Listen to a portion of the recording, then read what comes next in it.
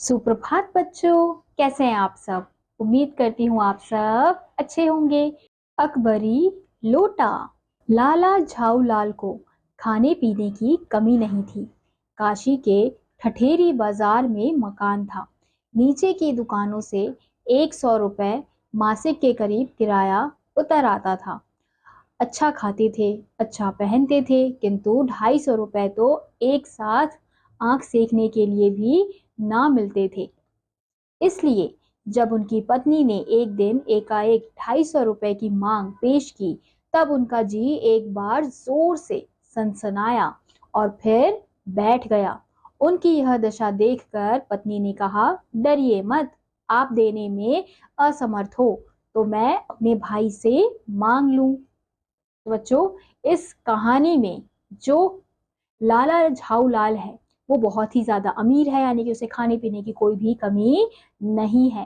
काशी के ठठेरी बाजार में उनका मकान है और नीचे की दुकान से उनको क्या मिलता था, रोज मासिक यानी कि रोज महीने में 100 रुपए मिल जाया करते थे। अच्छा खाते थे, अच्छा पहनते थे, लेकिन जब उनकी पत्नी ने उनसे 250 रुपए मांगे तो वो क्या हो गए, वो घबरा गए और उनका जो जी है वो जोर से सनसनाया और उनका जी बैठ गया। फिर उनकी पत्नी ने क्या कहा कि घबराइए मत, अगर आप देने में असहमत हैं यानी कि आप नहीं दे सकते, असमर्थ है, तो मैं अपने भाई से मांग लेती हूँ। लाला झाऊलाल तिलमिला उठे। उन्होंने रोब के साथ कहा, अजी हटो, 250 रुपए के लिए भाई से भीख मांगोगी? मुझसे ले लेना, लेकिन मुझे इसी जिंदगी में चाहिए। अजी इसी सप्ताह में ले लेना। सप्ताह में आपका तात्पर्य 7 दिन से है या 7 वर्ष? लाला झाऊलाल ने रोब के साथ खड़े होते हुए कहा, आज से 7वें दिन मुझसे 250 रुपए ले लेना।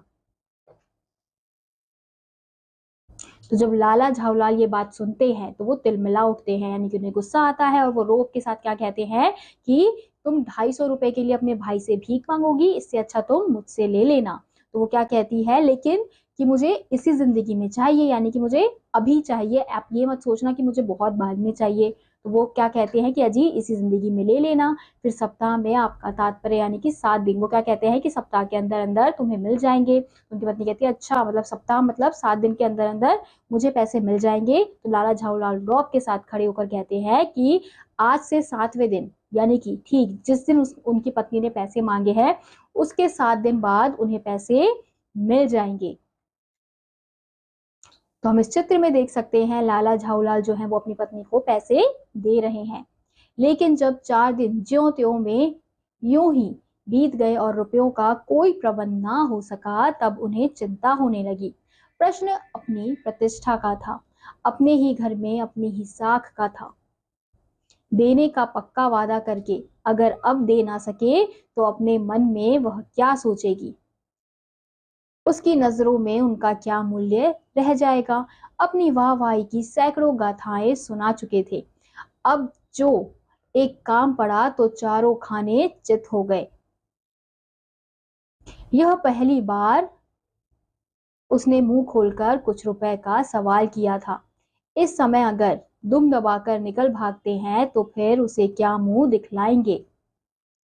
अब जो 4 दिन थे वो तो ऐसे ज्यों के त्यों बीत गए थे, लेकिन जैसे जैसे दिन पास आ रहा था तो उनके मन में प्रश्न उठ रहा था कि वो पैसे कैसे देंगे, और अगर पैसे नहीं देंगे तो उनकी नजरों में वो गिर जाएंगे, यानी कि अपनी पत्नी को कैसे मुंह दिखाएंगे, वो उनके बारे में क्या क्या सोचेगी। अब वो इतने ठाट बाट से रहते हैं, उनकी इतनी वाहवाही होती है, तो वो सब क्या हो जाएगी, पानी में मिल जाएगी, उनकी सारी मेहनत पानी में मिल जाएगी। तो उन्हें डर लग रहा था कि अगर वो पैसे नहीं दे पाए तो उनकी पत्नी उनके बारे में क्या सोचेगी।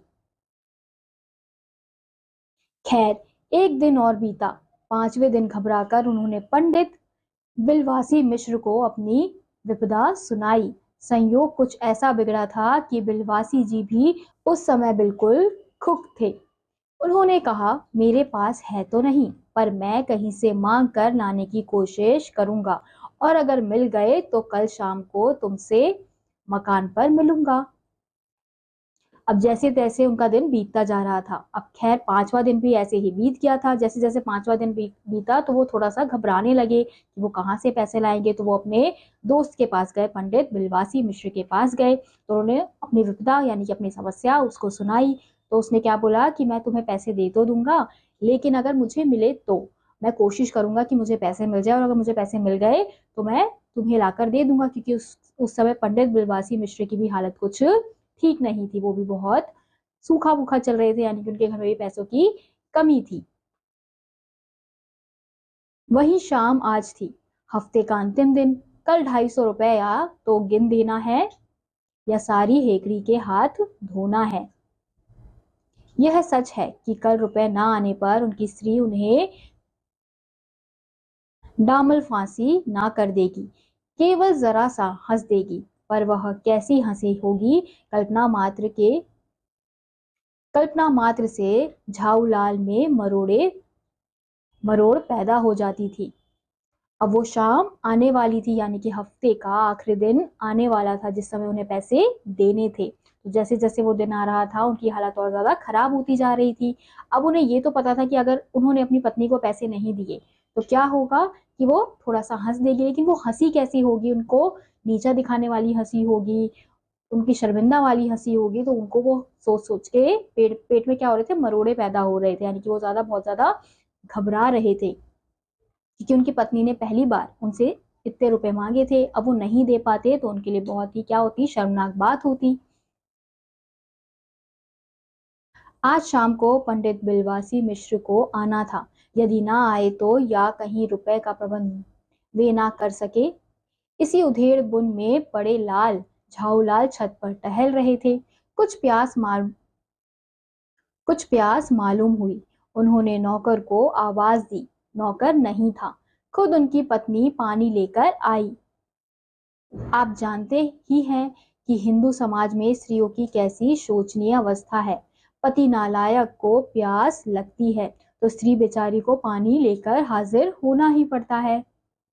अब वो शाम आ चुकी थी जब पंडित बिलवासी मिश्र को आना था, यानी कि पैसे लेकर आना था। तो वो सोच रहे थे कि अगर वो नहीं आए तो, कहीं पैसे का प्रबंध नहीं हुआ तो। ये सोच सोच कर वो उनका दिमाग खराब होता जा रहा था, वो बहुत ज्यादा उलझन में पड़ रहे थे और इधर उधर छत में टहल रहे थे। फिर उन्हें कुछ प्यास सी लगी, यानी कि प्यास महसूस हुई। तो उन्होंने नौकर को आवाज दी। नौकर नहीं था तो खुद उनकी पत्नी उनके लिए पानी लेकर आई। तो अब हिंदू समाज में क्या होता है कि पत्नी जितना भी नालायक हो, अगर उसे प्यास लगी है, भूख लगी है, तो पत्नी को उसका काम करना ही पड़ता है। वह पानी तो जरूर लाई, पर गिलास लाना भूल गई थी। केवल लोटे में पानी लिए हुए वह प्रकट हुई। फिर लोटा भी संयोग से, वह जो अपनी बेढंगी सूरत के कारण लाला झाऊलाल को सदा से नापसंद था तो नया साल 2 साल का ही बना, पर कुछ ऐसी गठन उस लोटे की थी कि उसका बाप डमरू माँ चिलम रही हो। वो पानी तो लेकर आई थी उनकी पत्नी, लेकिन वो क्या लाना भूल गई थी, गिलास लाना भूल गई थी। वो केवल क्या लेके आई थी, लोटा लेके आई थी। और वो लोटा भी कौन सा लोटा था, जो लाला झाऊलाल को बिल्कुल भी पसंद नहीं था। लाला ने लोटा ले लिया, बोले कुछ नहीं। अपनी पत्नी का अदब मानते थे, मानना ही चाहिए। इसी को सभ्यता कहते हैं। जो पति अपनी पत्नी का ना हुआ, वह पति कैसा। फिर उन्होंने यह भी सोचा कि लोटे में पानी दे तब भी गनीमत है। अभी अगर चूं कर देता हूं तो बाल्टी में भोजन मिलेगा, तब क्या करना बाकी रह जाएगा। अब उनकी जो पत्नी थी वो लोटे में पानी लेकर आई थी, तो लाला ने चुपचाप वो से ले लिया और अपनी पत्नी से कुछ भी नहीं कहा, क्योंकि वो जानते थे कि अगर उन्होंने कुछ कहा तो क्या होगा, कि अगली बार जब खाना देना होगा तो वो किसमें खाना देंगी, बाल्टी में खाना ला कर देंगी। तो इसलिए उन्होंने सोचा कि अभी चुपचाप रहना ही सही है, क्योंकि उनके पास पैसे नहीं थे देने के लिए। लाला अपना गुस्सा पीकर पानी पीने लगे। उस समय वे छत की मुंडेर के पास ही खड़े थे। जिन बुजुर्गों ने पानी पीने के संबंध में यह नियम बनाए थे कि खड़े खड़े पानी ना पियो, सोते समय पानी ना पियो, दौड़ने के बाद पानी ना पियो, उन्होंने पता नहीं कभी यह भी नियम बनाया या नहीं कि छत की मुंडेर के पास खड़े होकर पानी ना पियो। जान पड़ता है कि इस महत्वपूर्ण विषय पर उन लोगों ने कुछ नहीं कहा है। अब लाला जो है वो अपना गुस्सा पीकर, यानी कि अपने गुस्से को दबाकर पानी पी रहे थे। और उस समय वो कहाँ पे खड़े हुए थे? छत की मुंडेर के पास खड़े हुए थे। अब बुजुर्गों ने क्या नियम बनाया है कि हमें खड़े होकर पानी नहीं पीना चाहिए, हमें लेटते हुए पानी नहीं पीना चाहिए, और हमें दौड़कर जब हम आते हैं उसी समय हमें पानी नहीं पीना चाहिए। तो साथ ही साथ पता नहीं उन्होंने ये भी नियम बनाया है या नहीं कि छत की मुंडेर में खड़े होकर पानी पीना नहीं चाहिए, लेकिन ऐसा भी कोई नियम नहीं बनाया गया था। लाला झाऊलाल ने मुश्किल से 2-1 घूंट ही पिए होंगे कि ना जाने कैसे उनका हाथ हिल उठा और लोटा छूट गया। लोटे ने ना दाहिने देखा ना बाएं, वह नीचे गली की ओर चल पड़ा। अपने वेग में उल्का जो लजाता हुआ वह आंखों से ओझल हो गया। किसी जमाने में न्यूटन नाम के किसी खुराफाती ने पृथ्वी की आकर्षण शक्ति नाम की एक चीज इजाद की थी। कहना ना होगा कि यह सारी शक्ति इस समय लोटे के पक्ष में थी। अब जैसे जैसे वो पानी पी रहे तो पता नहीं कहाँ से उनका हाथ हिल गया। तो जैसे उनका हाथ हिला तो जो लोटा है जिस लोटे से वो पानी पी रहे थे वो नीचे गिर गया। फिर लुढ़कते लुढ़कते वो इतनी दूर चला गया कि एक समय में वो आंखों से ओझल हो गया, यानी कि वो गायब हो गया।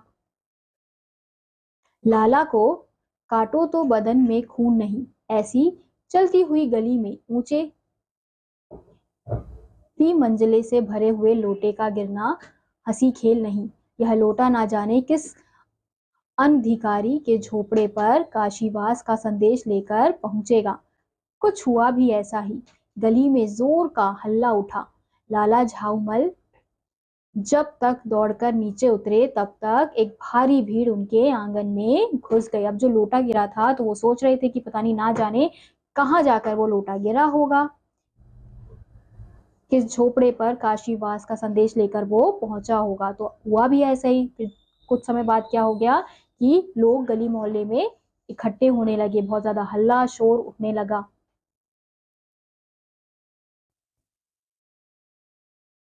लाला झाऊमल ने देखा कि इस भीड़ में प्रधान पात्र एक अंग्रेज है जो नक-शिक से भीगा हुआ है और जो अपने एक पैर को हाथ से सहलाता हुआ दूसरे पैर पर नाच रहा है।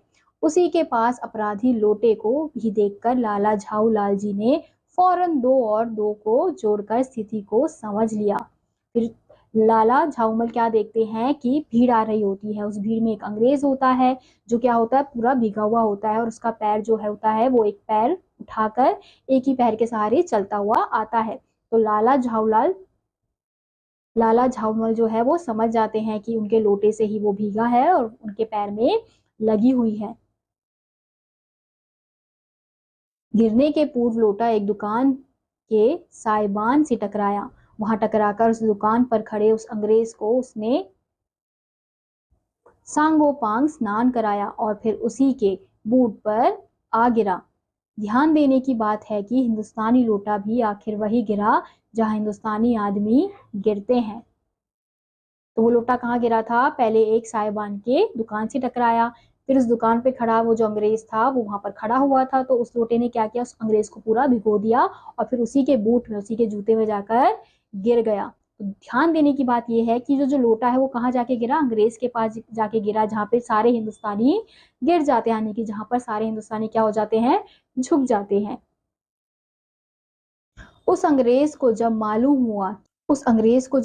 हुआ कि लाला झाऊलाल ही उस लोटे के मालिक हैं, तब उसने केवल एक काम किया, अपने मुंह को खोलकर खुला छोड़ दिया। लाला झाऊलाल को आज ही यह मालूम पड़ा कि अंग्रेज भाषा में गालियों का ऐसा प्रकांड कोश है।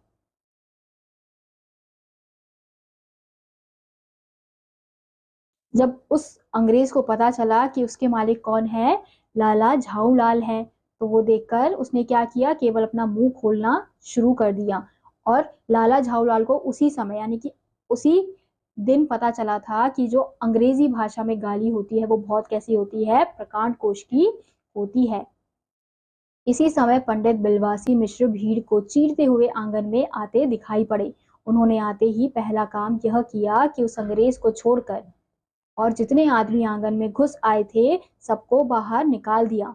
फिर आंगन में कुर्सी रखकर उन्होंने साहब से कहा, आपके पैर में शायद कुछ चोट आ गई है, अब आप आराम से कुर्सी पर बैठ जाइए। उसी समय क्या होता है, पंडित बिलवासी मिश्र लाला झाऊमल के घर पे आते हैं। फिर वो क्या करते हैं, भीड़ को चीरते हुए आते हैं। तो क्या काम करते हैं, पहले जो बाकी के जो लोग होते हैं, जो आंगन में घुस गए होते हैं, उस भीड़ में से उन लोगों को निकालते हैं और फिर एक कुर्सी रखते हैं और उस अंग्रेज को बिठाते हैं और कहते हैं कि शायद आपके पैर में चोट लगी हुई है, तो आप क्या कीजिए, अभी थोड़ा आराम कीजिए। तो वो बिठा देते हैं। साहब बिलवासी जी को धन्यवाद देते हुए बैठ गए और लाला झाऊलाल की ओर इशारा करके बोले, आप इस शख्स को जानते हैं? बिल्कुल नहीं, और मैं ऐसे आदमी को जानना भी नहीं चाहता जो निरीह राह चलतों पर लोटे से वार करे। मेरी समझ में he is a he is a dangerous lunatic, यानी यह खतरनाक पागल है। तो वो जो अंग्रेज व्यक्ति है, वो जब बिलवासी से पूछते हैं क्या आप इस आदमी को जानते हैं, तो वो बिलवासी क्या कहता है कि नहीं, मैं तो इसे बिल्कुल नहीं जानता और ऐसे आदमी को मैं जानना भी नहीं चाहता, जो राह चलते लोगों को क्या करता है, लोटे से मारता है। फिर वो क्या कहता है अंग्रेज कि ये तो बहुत ज्यादा क्या है, डेंजरस है, यानी कि खतरनाक पागल है। नहीं, मेरी समझ में he is a dangerous criminal, नहीं, ये खतरनाक मुजरिम है। परमात्मा ने लाला झाऊलाल की आंखों को इस समय कहीं देखने के साथ खाने की भी शक्ति दे दी होती, तो यह निश्चित तो यह निश्चय है कि अब तक बिलवासी जी को वे अपनी आंखों से खा चुके होते। वे कुछ समझ नहीं पाते थे कि बिलवासी जी को इस समय क्या हो गया है। तो फिर वो अंग्रेज क्या कहता है कि नहीं, ये क्या है, ये तो डेंजरस क्रिमिनल है, यानी कि खतरनाक मुजरिम है। अगर भगवान ने लाला झाऊलाल को आंखों से खाने की शक्ति दी होती तो उस समय वो क्या करते, वो बिलवासी को आंखों से ही खा जाते, क्योंकि उन्हें समझ ही नहीं आ रहा था कि बिलवासी इस समय ये क्या कर रहे हैं, क्योंकि उन्होंने क्या किया था, बिल्कुल ही उसको जानने से इनकार कर दिया था कि नहीं, मैं तो इसको बिल्कुल नहीं जानता, ये कौन है, और ना ही मैं ऐसे इंसान को जानना चाहता हूँ। साहब ने बिलवासी जी से पूछा, तो क्या करना चाहिए? पुलिस में इस मामले की रिपोर्ट कर दीजिए, जिससे यह आदमी फौरन हिरासत में ले लिया जाए। पुलिस स्टेशन है कहाँ? पास ही है, चलिए मैं बताऊं। चलिए, अभी चला। आपकी इजाजत हो तो पहले मैं इस लोटे को इस आदमी से खरीद लूं। क्यों जी, बेचोगे? मैं 50 रुपए तक इसके दाम दे सकता हूँ। तो जो साहब है, जो अंग्रेजी व्यक्ति है, जब वो पूछता है बिलवासी से कि अब क्या करना चाहिए इसका, तो वो क्या बोलता है कि इसको तो पुलिस में ले जाते हैं, यानी कि रिपोर्ट कर देते हैं, ताकि पुलिस इस आदमी को फौरन जेल में ले जाए। तो आदमी पूछता है अंग्रेज आदमी की, कोई पुलिस स्टेशन यहाँ पे है? तो बिलवासी बताता है कि हाँ, पास में ही है, मैं आपके साथ चलता हूँ। फिर वो क्या बोलता है कि उससे पहले मैं इससे पूछ लेता हूँ कि क्या मैं ये लोटा खरीद सकता हूँ, या आप इस लोटे को बेचोगे, और मैं इसे कितने रुपए में खरीदूंगा? 50 रुपए में खरीदूंगा। लाला झाऊलाल को लाला झाऊलाल तो चुप रहे, पर साहब ने पूछा, इस रद्दी लोटे के आप 50 रुपए क्यों दे रहे हैं? आप इस लोटे को रद्दी बताते हैं? आश्चर्य! मैं तो आपको एक विज्ञ और सुशिक्षित आदमी समझता था। आखिर बात क्या है, कुछ बताइए भी। जनाब, यह एक ऐतिहासिक लोटा जान पड़ता है। जान क्या पड़ता है, मुझे पूरा विश्वास है। यह एक प्रसिद्ध अकबरी लोटा है, जिसकी तलाश में संसार भर के म्यूजियम यानी कि संग्रहालय परेशान है। यह बात? जी जनाब, 16वीं शताब्दी की बात है। बादशाह हुमायूं शेर शाह से हारकर भागा था और सिंध के रेगिस्तान में मारा मारा फिर रहा था। एक अवसर पर प्यास से उसकी जान निकल रही थी। उस समय एक ब्राह्मण ने इसी लोटे से पानी पिलाकर उसकी जान बचाई थी। हुमायूं के बाद अकबर ने उस ब्राह्मण का पता लगाकर उसे इस लोटे को ले लिया और इसके बदले में उसे इसी प्रकार के 10 सोने के लोटे प्रदान किए। यह लोटा सम्राट अकबर को बहुत प्यारा था, इसी से इसका नाम अकबरी लोटा पड़ा। वह बराबर इसी से वजू करता था। सन 1857 तक इसके शाही घराने में रहने का पता है, पर इसके बाद लापता हो गया। कलकत्ता के म्यूजियम में इसका प्लास्टर का मॉडल रखा हुआ है। पता नहीं यह लोटा इस आदमी के पास कैसे आया। म्यूजियम वालों को पता चले तो फैंसी दाम देकर खरीद ले जाएं। तो जो अंग्रेज जब सुनता है कि बिलवासी इस रद्दी वाले लोटे यानी कि इस मामूली लोटे के 50 रुपए दे रहा है, तो वो क्या बोलता है कि आप इस रद्दी चीज को आप क्यों 50 रुपए में खरीद रहे हैं। तो वो क्या बताता है कि जनाब ये ऐतिहासिक लोटा माना जाता है, ये प्रसिद्ध क्या है, एक अकबरी लोटा है। तो वो क्या करता है, झूठ मूठ की कहानी सुनाता है कि जनाब 16वीं शताब्दी की बात है, बादशाह हुमायूं शेरशाह से हार कर जब भागा था तो सिंध के रेगिस्तान में मारा मारा फिर रहा था। तो एक समय में उसे प्यास लगी थी, तो एक ब्राह्मण ने उसे इसी लोटे से क्या किया था, पानी पिलाया था। तो तब से ये क्या है, बहुत ज्यादा प्रसिद्ध लोटा है। तो ऐसे झूठ मूठ की कहानी सुनाकर उस अंग्रेज को वो सुना रहा था, ताकि वो जो अंग्रेज है वो उस लोटे को खरीद ले। इस विवरण को सुनते सुनते साहब की आंखों पर लोभ और आश्चर्य का ऐसा प्रभाव पड़ा कि वे कौड़ी के आकार से बढ़कर पकौड़ी के आकार की हो गई। उसने बिलवासी से पूछा, तो आप इस लोटे का क्या करिएगा। मुझे पुरानी और ऐतिहासिक चीजों के संग्रह का शौक है। मुझे भी पुरानी और ऐतिहासिक चीजों का संग्रह करने का शौक है। जिस समय यह लोटा मेरे ऊपर गिरा था उस समय मैं यही कर रहा था। उस दुकान से पीतल की कुछ पुरानी मूर्तियां खरीद रहा था। जो कुछ हो, लोटा मैं ही खरीदूंगा। तो वो जो साहब है यानी कि जो अंग्रेजी व्यक्ति है वो क्या बोलता है उस पंडित से कि आप इस लोटे का क्या करेंगे। तो वो क्या बोलता है कि मुझे ऐतिहासिक चीजों को इकट्ठा करने का शौक है। तो अंग्रेज क्या बोलता है कि मुझे भी ऐतिहासिक चीजों को अपने पास संग्रह करने का बहुत ज्यादा शौक है। और जिस समय लोटा मेरे ऊपर गिरा था उस समय मैं क्या कर रहा था, यही काम कर रहा था। उस दुकान से मैं क्या खरीद रहा था, पीतल की कुछ मूर्तियां खरीद रहा था। तो अब जो कुछ भी हो जाए, ये जो लोटा है वो मैं ही खरीदूंगा। वाह, आप कैसे खरीदेंगे। मैं खरीदूंगा, यह मेरा हक है। हक है, जरूर हक है। यह बताइए कि उस लोटे के पानी से आपने स्नान किया या मैंने। आपने। वह आपके पैरों पर गिरा या मेरे। आपके। अंगूठा उसने आपका भुरता किया या मेरा। आपका। इसलिए उसे खरीदने का हक मेरा है। यह सब झोल है। दाम लगाइए, जो अधिक दे वह ले जाए। यही सही। आप उसका 50 रुपए लगा रहे थे, मैं 100 देता हूँ। मैं 150 देता हूँ। मैं 200 देता हूँ।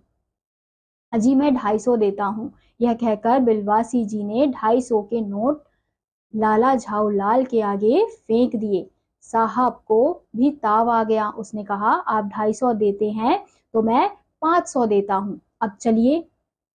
बिलवासी जी अफसोस के साथ अपने रुपए उठाने लगे, मानो अपनी आशाओं की लाश उठा रहे हो। साहब की ओर देखकर उन्होंने कहा, लोटा आपका हुआ, ले जाइए, मेरे पास 250 से अधिक नहीं। हम क्या देखते हैं कि अब वो जो अंग्रेजी व्यक्ति है यानी कि जो साहब है वो लड़ने लग जाता है कि ये लोटा किसके ऊपर गिरा है, मेरे ऊपर गिरा है। और इस लोटे से किसको चोट आई है, मुझे चोट आई है, तो इसको खरीदने का हक किसका है, मेरा है। तो पंडित क्या बोलता है कि ठीक है, अगर ऐसा है तो फिर जो ज्यादा दाम लगाएगा वो उस लोटे को ले जाएगा। फिर धीरे धीरे वो लोग दाम लगाना शुरू करते हैं। वो बोलता है मैं 50 दूंगा, फिर साहब बोलते हैं मैं 100 दूंगा, फिर 250, ऐसे करते करते 250 वो उसके आगे फेंक देता है, लाला झाऊलाल के आगे फेंक देता है। फिर क्या होता है, वो पंडित क्या, अंग्रेज व्यक्ति क्या बोलता है कि आप 250 देंगे, मैं कितने दूंगा, मैं तो सीधा 500 दूंगा। फिर ये देखकर जो बिलवासी है वो अपने पैसों को उठाता है कि उसे बहुत ज्यादा बुरा लग रहा है कि वो उस लोटे को नहीं खरीद पाया। तो वो कहता है चलो ठीक है, ये लोटा आपका हुआ। यह सुनना था कि साहब के चेहरे पर प्रसन्नता की कूंची फिर गई। उसने झपट कर लोटा लिया और बोला, अब मैं हंसता हुआ अपने देश लौटूंगा। मेजर डगलस की डींग सुनते सुनते मेरे कान पक गए थे। मेजर डगलस कौन है। मेजर डगलस मेरे पड़ोसी है।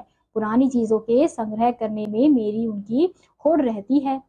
गत वर्ष वे हिंदुस्तान आए थे और यहाँ से जहांगीरी अंडा ले गए थे। जहांगीरी अंडा। हाँ, जहांगीरी अंडा। मेजर डगलस ने समझ रखा था कि हिंदुस्तान से वे ही अच्छी चीजें ले सकते हैं। पर जहांगीरी अंडा है क्या? आप जानते होंगे कि एक कबूतर ने नूरजहां से जहांगीर का प्रेम कराया था।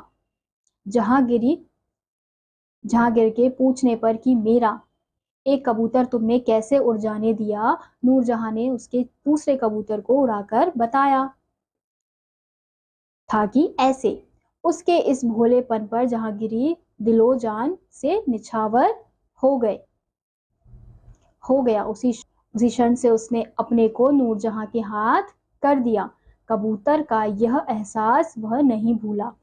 उसके एक अंडे को बड़े जतन से रख छोड़ा। एक बिल्लौर की हांडी में वह उसके सामने टंगा रहता था। बाद में वही अंडा जहांगीरी अंडा के नाम से प्रसिद्ध हुआ। उसी को मेजर डगलस ने पारसाल दिल्ली में एक मुसलमान सज्जन से 300 रुपए में खरीदा।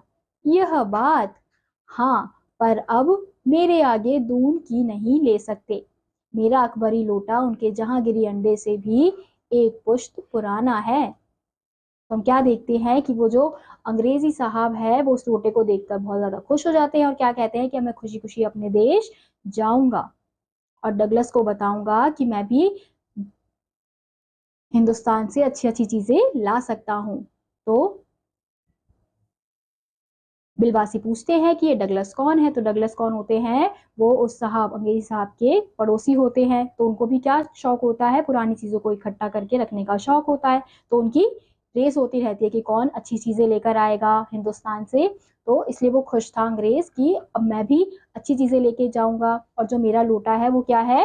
वो पुराना है, यानी कि उनके अंडे से भी क्या है? बहुत ज्यादा पुराना है। इस रिश्ते से तो आपका लोटा उस अंडे का बाप हुआ। साहब ने लाला झाऊलाल को 500 रुपए देकर अपनी राह ली। लाला झाऊलाल का चेहरा इस समय देखते बनता था। जान पड़ता था कि मुंह पर 6 दिन की बड़ी हुई दाढ़ी का एक एक बाल मारे प्रसन्नता के लहरा रहा है। उन्होंने पूछा, बिलवासी जी, मेरे लिए 250 रुपए घर से लेकर आए, पर आपके पास तो थे नहीं। इस भेद को मेरे सिवाय मेरा ईश्वर ही जानता है। आप उसी से पूछ लीजिए, मैं नहीं बताऊंगा। पर आप चले कहाँ? अभी मुझे आपसे काम है 2 घंटे तक। 2 घंटे तक? हाँ, और क्या। अभी मैं आपकी पीठ ठोक कर शाबाशी दूंगा। 1 घंटा इसमें लगेगा, फिर गले लगाकर धन्यवाद दूंगा। 1 घंटा इसमें भी लग जाएगा। अच्छा, पहले 500 रुपए गिनकर सहेज लीजिए। रुपए अगर अपना हो तो उसे सहेजना एक ऐसा सुखद मनमोहक कार्य है कि मनुष्य उस समय सहज में ही तन्मयता प्राप्त कर लेता है। लाला झाऊलाल ने अपना कार्य समाप्त करके ऊपर देखा, पर बिलवासी जी इस बीच अंतर्धान हो गए।